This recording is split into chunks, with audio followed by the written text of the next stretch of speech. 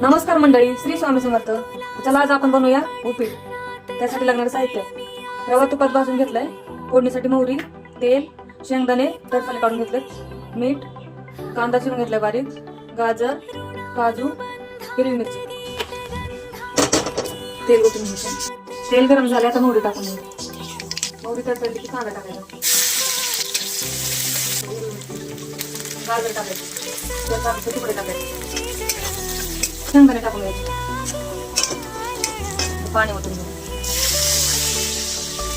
2 मिनिटं फुल गॅसवर ठेवायचं, उकळी उचलून मीठ टाकून घ्यायचं. आता रवा टाकून घेऊ. आता थोडा थोडा करून घालायचं, म्हणजे गाठी नाही. थोडं चमच्यावर तूप घालून घेऊ, रवा चिकट होत नाही.